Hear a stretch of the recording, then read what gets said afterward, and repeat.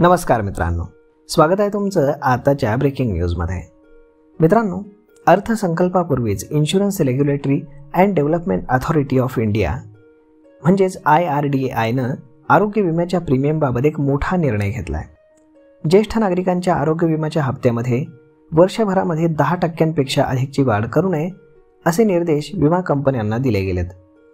काही आरोग्य विमा उत्पादनांमध्ये ज्येष्ठ नागरिकांसह म्हणजेच ज्यांचं वय वर्ष 60 वर्ष किंवा त्यापेक्षा जास्त आहे त्यांच्या प्रीमियम दरामध्ये मोठी वाढ झाल्याचं IRDAच्या निदर्शनास आलं आहे. यानंतर IRDAनं परिपत्रक काढून सर्वसामान्य आणि आरोग्य विमा कंपन्यांना निर्देश दिलेले आहेत. ज्येष्ठ नागरिकांच्या वाढत्या आरोग्य विम्याच्या हप्त्याला आळा घालण्यासाठी आणि त्यांचा आर्थिक बोजा कमी करण्याच्या उद्देशानं हे पाऊल उचलण्यात आलेलं आहे. विशेषतः जेव्हा त्यांना वय आणि आरोग्य विम्याच्या गरजांमुळे प्रचंड वाढीचा सामना करावा लागतो असं IRDAच्या निवेदनामध्ये म्हटलं आलंय.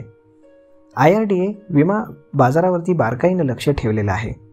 जेव्हा नागरिकांसाठी आरोग्य विमा उत्पादनाच्या संदर्भामध्ये या नव्या मार्गदर्शक तत्वांची अंमलबजावणी कशी केली जाते या नियमाकडे आता विशेष लक्ष लागलेलं आहे.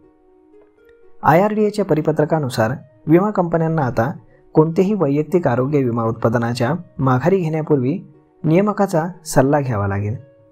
या विमा नियामक आणि विकास प्राधिकरणानं असं म्हटलंय की विमा कंपनीला रुग्णांचा समावेश करण्यासाठी पावलं उचलावी लागतील आणि पंतप्रधान जन आरोग्य योजनेच्या अंतर्गत किंवा त्या धर्तीवरती पॅकेज दर हे निश्चित करावे लागतील. केंद्रीय मंत्रिमंडळानं गेल्या वर्षी ऑक्टोबरमध्ये आयुष्मान भारत आणि प्रधानमंत्री जन आरोग्य योजनेअंतर्गत 70 वर्षे किंवा त्यापेक्षा जास्त वयाच्या सर्व नागरिकांना आरोग्य कव्हरेज देण्यास मान्यता दिली होती. नुकतंच केंद्रीय आरोग्य मंत्री JP नड्डा यांनी 70 वर्षे किंवा त्यापेक्षा जास्त वयाचे 6 कोटी नागरिक आयुष्मान भारत अंतर्गत आल्याची माहिती दिली होती. तर मग मित्रांनो, अशा पद्धतीनं आता प्रीमियमवरती कंपन्यांची मनमानी चालणार नाही आणि ज्येष्ठ नागरिकांना हा एक मोठा दिलासा सरकारनं दिलेला आहे. तर मग मित्रांनो, हा व्हिडिओ ही माहिती तुम्हाला कशी वाटली हे तुम्ही आम्हाला कमेंट करून नक्कीच सांगा आणि जर आवडली असेल तर आपल्या जवळच्या मित्रमंडळींसोबत देखील हा व्हिडिओ तुम्ही शेअर करायला विसरू नका. धन्यवाद.